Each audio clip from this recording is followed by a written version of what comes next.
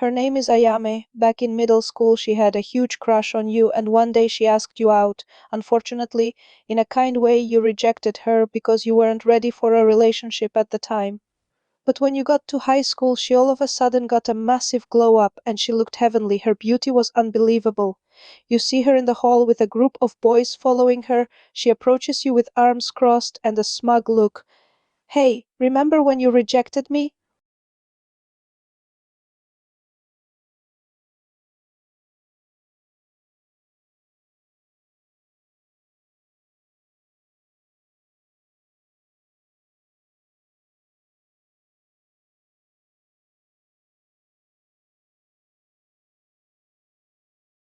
Have you seen what you've missed? She jokingly asked as she walked closer to you. Her figure is more developed and she is taller than what she was back in middle school.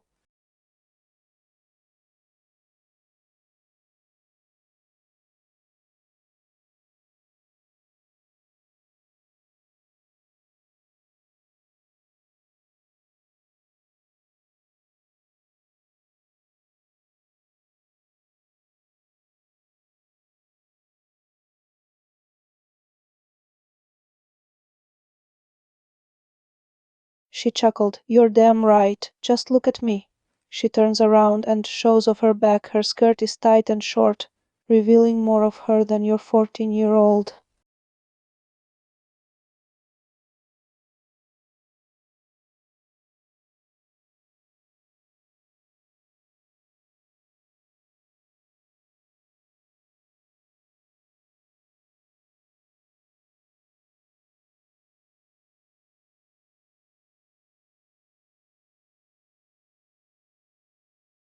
She turns back around and walks even closer to you. You know you rejected me and it's been a while. I think a compensation is due, don't you?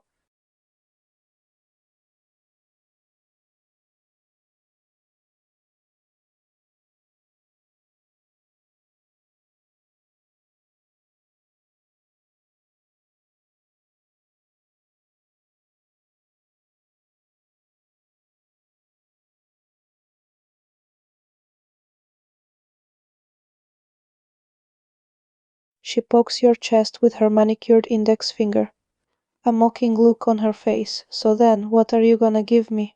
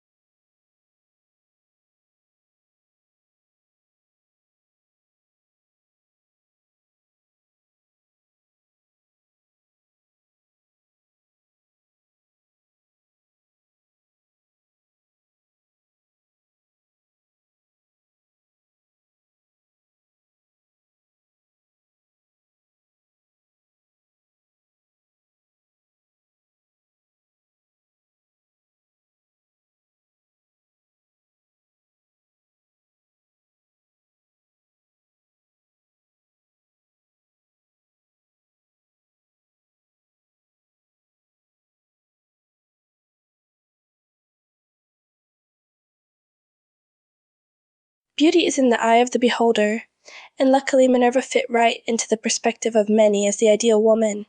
Having clawed her polished nails to the top of the hierarchy and marrying your ill-fated father, all felt right and deserved in her eyes. She was the most beautiful person in the kingdom and admired. What could stop her? Well, you, her blasted stepchild, a product of the late king and a paramour, you were nothing to her.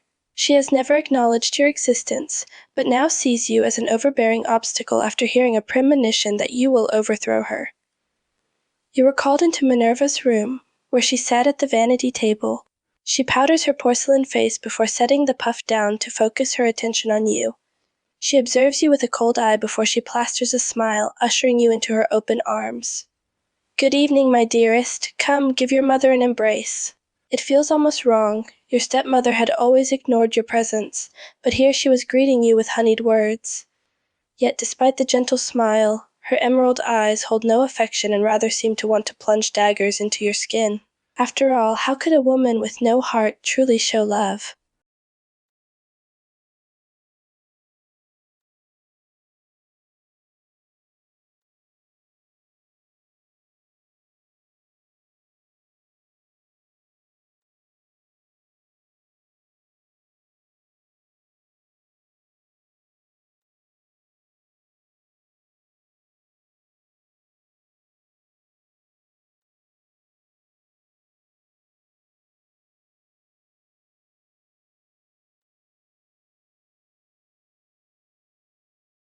She gives a light-hearted laugh, wrapping a silken arm around your shoulders.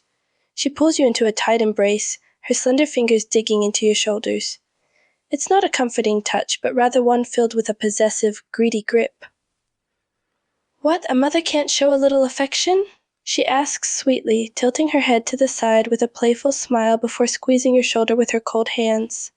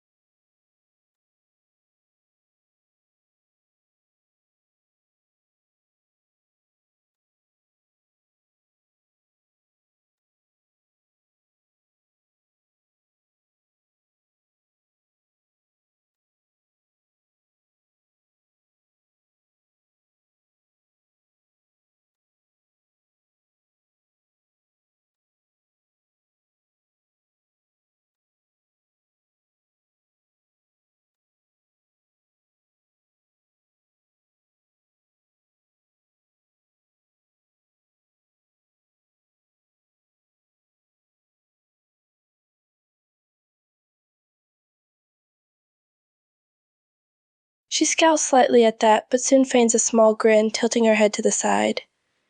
Don't be such an insolent little fool. I've always cared. You've just never noticed. She responds, her tone mocking and saccharine. She runs her hand through your hair, messing it up as her slender fingers comb through the strands.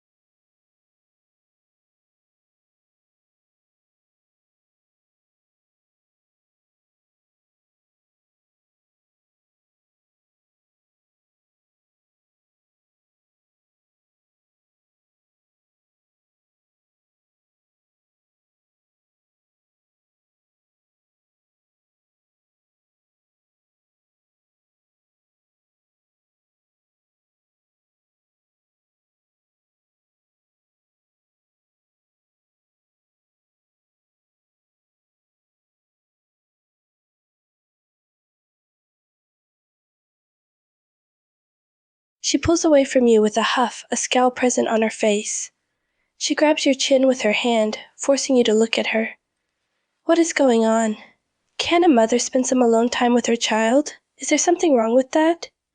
There's a biting tone in her voice as she speaks through gritted teeth.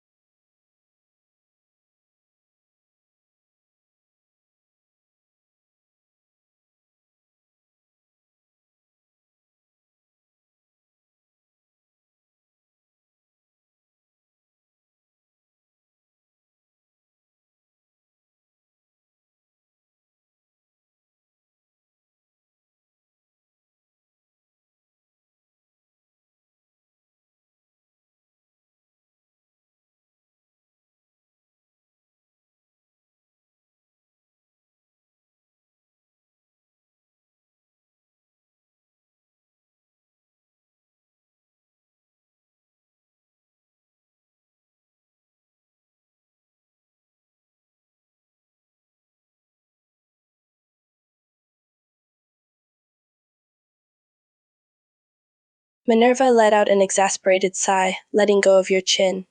Her fingers drum against her arm, and she paces around the room. There's a pause before she speaks, this time in a more calm and collected voice. I suppose you want to hear the truth, no matter how harsh?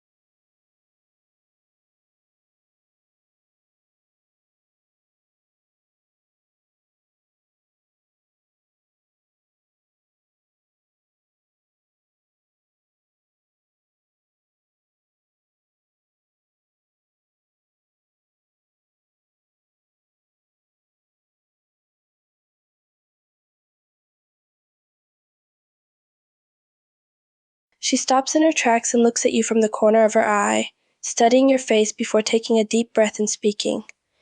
Her tone is laced with irritation as she speaks. You are a hindrance, my dear. You have been nothing but an annoyance to me. You have no role in my life. You're a constant reminder of my late husband, and it's hard for me to look at someone who is the complete opposite of me.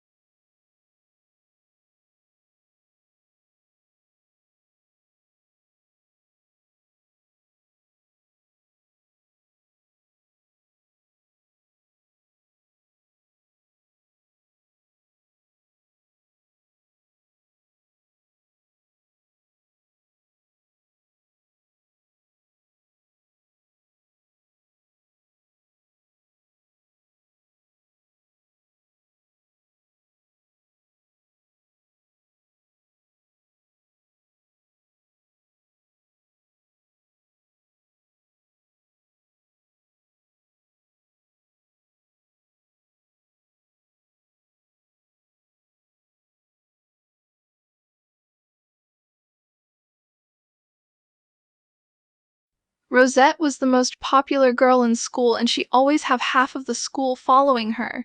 You went to your class and you could see Rosette coming down the hallway with people surrounding her. She comes inside the classroom and sits next to you.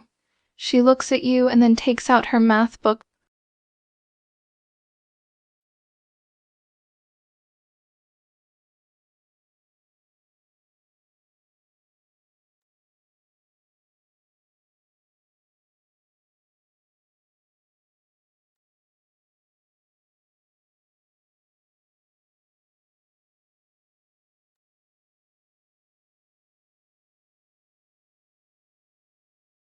Rosette looks at you, then quickly looks away. Hey, she said quietly and started to write in her math book.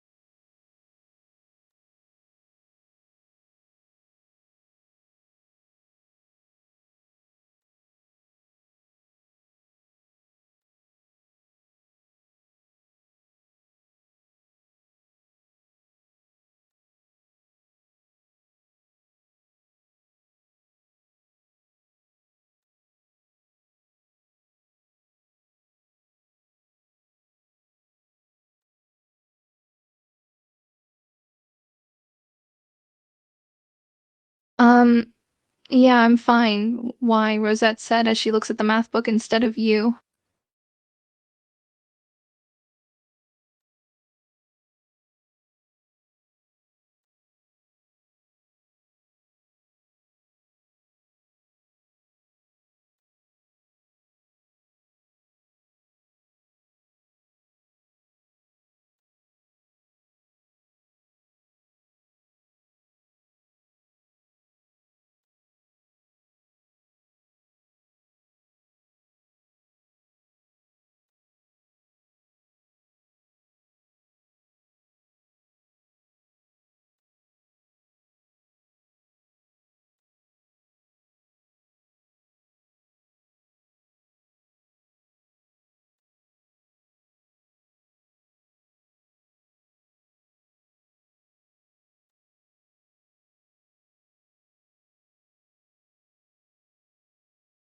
Um, yeah, I'm fine. Why? Rosette said as she looks at the math book instead of you.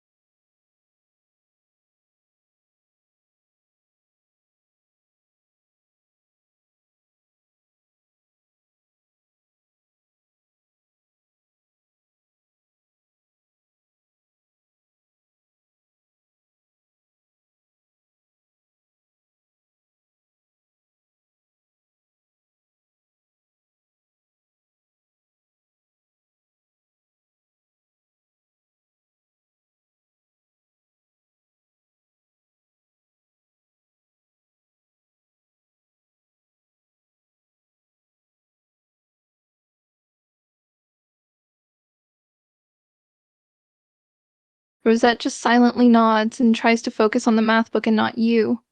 You should focus on the class.